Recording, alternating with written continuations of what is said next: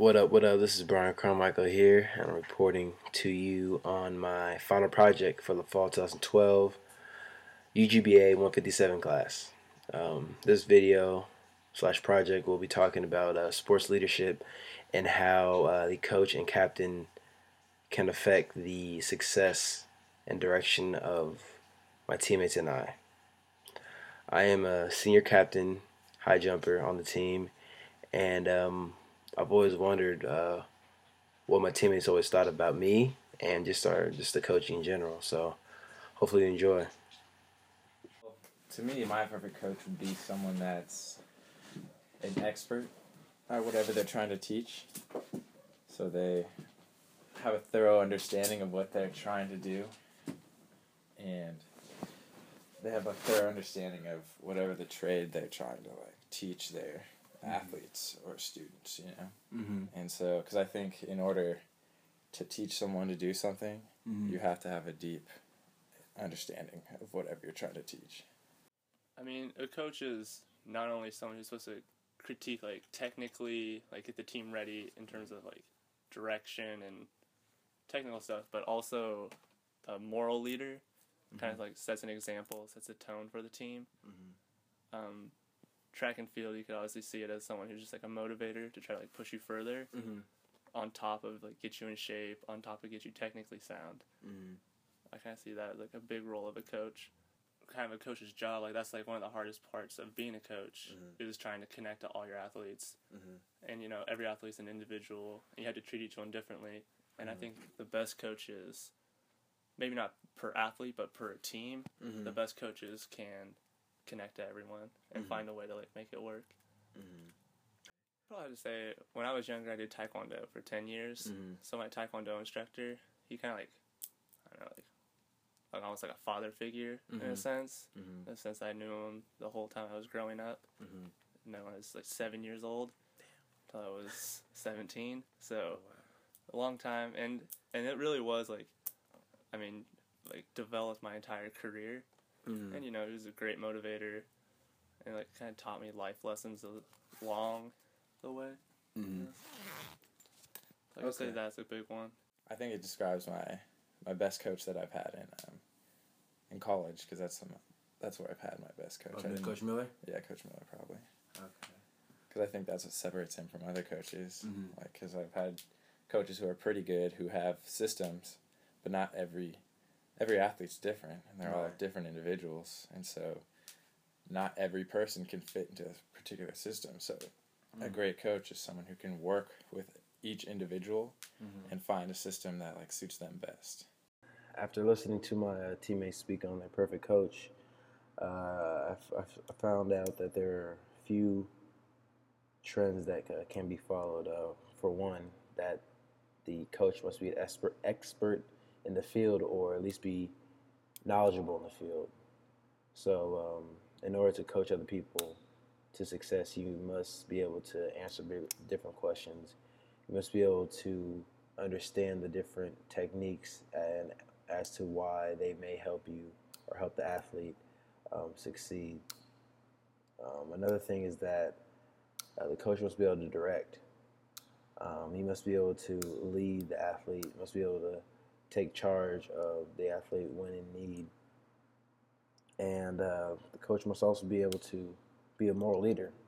He must be a motivator. So basically, the coach must be able to inspire a shared vision amongst the athlete. He must be able to model the way for the athlete, and he must be able to encourage the heart, because without those three things, the athlete will kind of be stagnant and basically on his own. That the captain must be able to be relatable, because I view a captain as a peer. So the captain must be able to, still relate to you, but also hold himself and the team on a higher pedestal and hold them accountable. He should be able to stand up, be vocal when people are late, when people are slacking, and also be one of the harder workers on the team. I think a captain obviously should be, a natural leader, and they should have really high standards for themselves and for their team. And what makes a good captain to me is someone that they see other people slacking off and taking the easy route, and they're willing to call them out. And that's what a lot of people do, because a lot of people try to be captains, but what makes a great captain is when they actually hold themselves to that same standard. So if they're yelling at you because you're late to weights or practice or whatever it is, they're justified in doing that as long as they're always there on time and they're always early and they're, punctual and all that. So I see you as a team captain as someone who, because sometimes there's things you can't approach a coach about because coaches have to take certain stands in terms of like performance and what you're doing outside of the sport. I see a team captain as kind of being someone you could approach about more personal things like, hey, I was at this party, like, stuff like that. You can't talk to a coach about that because you know what he's going to say. He has to be like, what do you mean you did that? But a captain, like, understands a little bit better. He's, like, in the same positions more often, more recently. And so you can kind of approach him about that type of stuff. You can, like, trust them. You could, like, see that they're going through the same things. You could easily relate to them. And so it's kind of one of those things, like, it's just, like, a bridge that, like, it's, like, another option to talk. I mean, I'm going to have to say the coach, because the coach has more responsibilities. Right. So there's a lot more going there. But a strong captain can have a huge impact. You see, like, someone who, like, really takes charge, and it really depends on the individual leader as a team captain, but they can have a huge impact if they, like, step up. I mean, but he doesn't always hold himself to the same standard that he tries to, like, tell everyone else to meet. And so it's kind of frustrating, and that's why I have difficulty following him. And I don't always, like, respect him at times, or I won't listen to what he says, but it's different when someone else goes out there and they actually, like someone like you, you'll go out there and you may not always tell people, hey, we need to be the best in the country, blah, blah, blah. We need to be the best we can. We need to work hard. But you, like, go out and you always are working hard and you're not slacking off. And then when it comes time to perform, you have performed because you were, like, Pac-10 runner-up, You went to nationals, were All-American, that kind of stuff. And so you led more by example, which is actually what I like following more, is someone who actually cuts all the bullshit and actually performs and, like, rises to the occasion rather than someone who just talks a big game. So basically, our coach had had foot surgery, and he had some screws removed from his ailing foot, and he was gone for 3 months, and we were left in the hands of our volunteer coach, and it started off pretty well, but like a month into it, everybody just started to lose focus, including myself. It was hard not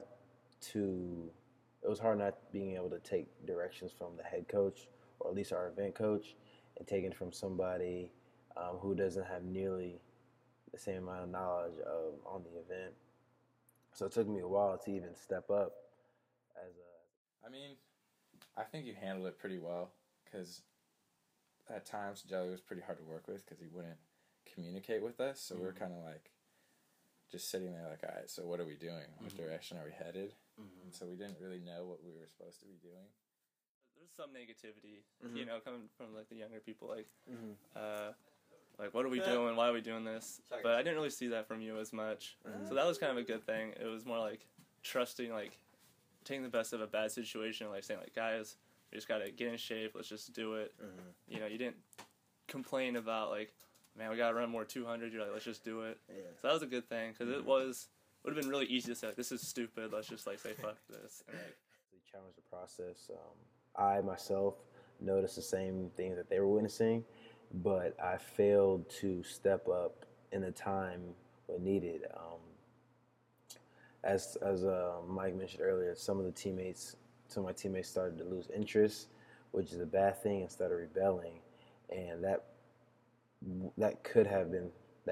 would have been prevented if I would have stepped up and challenged the process and talked to the volunteer coach and voiced their concerns, and basically wrote out a plan that could have helped all of us reach our common goal.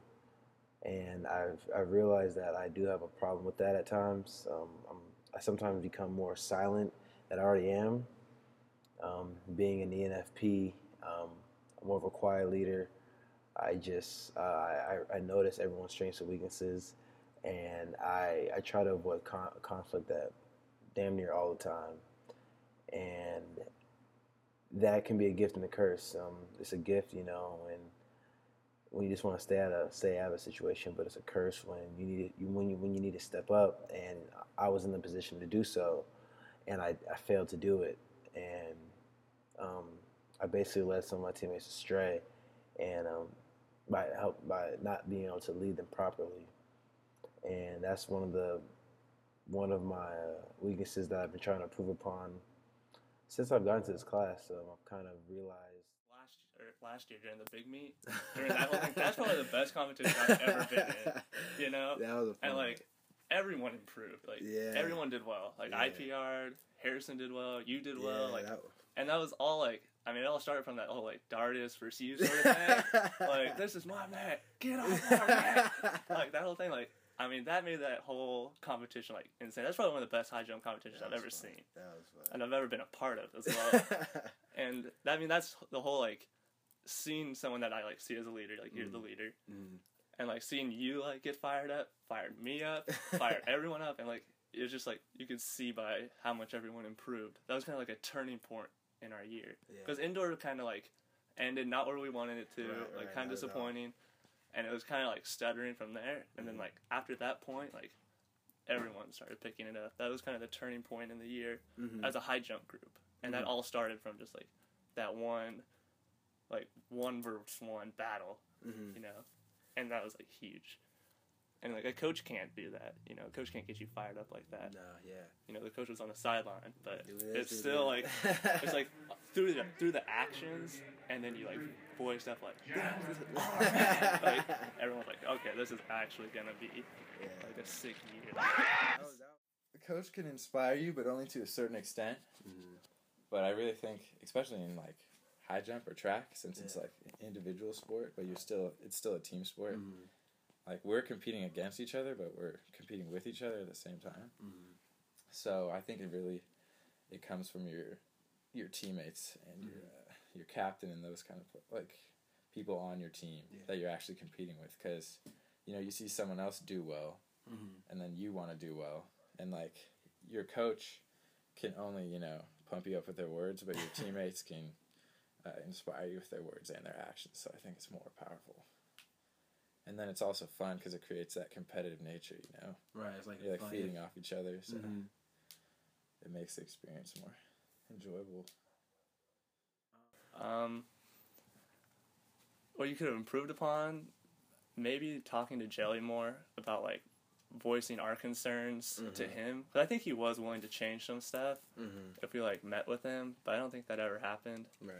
So that might have been something that could have been done. Be like, you know, like, hey, Jelly, like, people have been talking to me about what we're doing. Do you think there's any way we could, like, break down what we've done before, like, give a little input? That might have helped.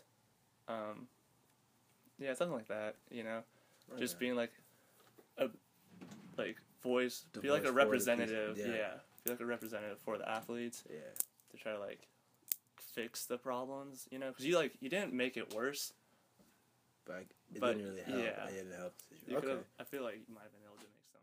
Just wanted to reflect on some of the descriptions and qualities that my teammates were talking about, and I've noticed that basically the underarching theme that they were all talking about was that the coach / captain must be able to lead by example. I remember reading Coates and Posner that I believe the quote is, it is not enough to deliver rousing speeches. Leaders must actually participate in the doing of what they ask others to do. Leading by example is how leaders provide evidence that they are deeply and personally committed to the vision they champion. So basically, the fact that they model the way, or they're able to model the way, but they're also backing up and doing the steps and doing the work that needs to be done in order to achieve this goal. And I feel like that is one of the best things a coach, a leader, a captain can do is lead by example, because no one likes a person that's all talk. Overall, I feel that this project was a success. I gained some valuable information about what my teammates thought was an important value or values that they look for in a coach and captain. I know from the beginning that they mentioned honesty was a huge factor. Basically, if the coach is honest with an athlete, um, they basically develop a personal relationship. They're able to connect to each other. They're able to express certain things. They're able to talk about the workouts, talk about what's next for them, is be able to have a better understanding of what their goals what the goals are, and what they're trying to reach, and that kind of leads to them being forward thinking, basically inspiring a shared vision amongst the two people or amongst the team that the coach and captain can even have a huge influence, because if they are all striving for and understand what steps need to be done, and able to reach this goal, that you must be successful in being able to uh, administer that vision amongst everyone else. Another thing is that a coach or a captain must be inspiring. It must be inspiring.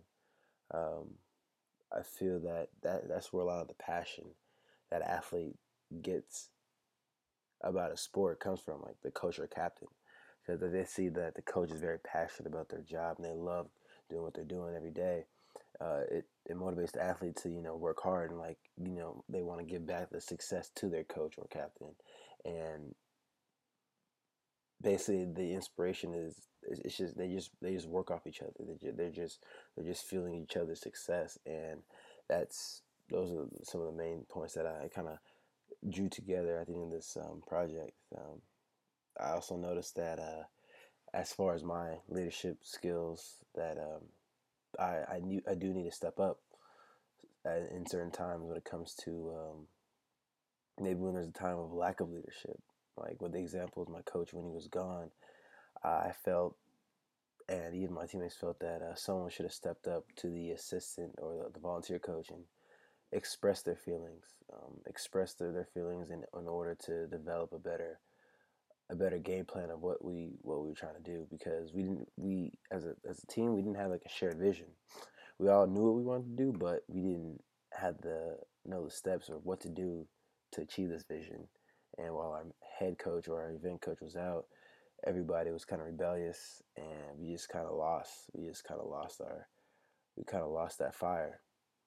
And even before that, I can even draw a few other times in the past where I haven't stepped up because I was kind of, I guess you could say I was scared in a way. Um, I just didn't know what to do. I was kind of afraid of the repercussions of stepping up and what that might have, and how that may affect me or the team. Like being an ENFP, I'm an emotional leader, and I feel like that I wear them.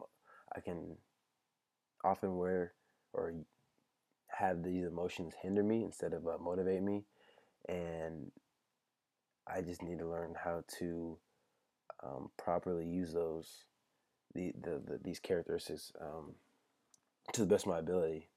Another thing is that I just need to feed my strengths, and the fact that I am able to engage everybody, incorporate everybody is a huge strength. So I shouldn't have a problem stepping up to people when it comes to voicing my concerns about others' um, failures or misunderstandings.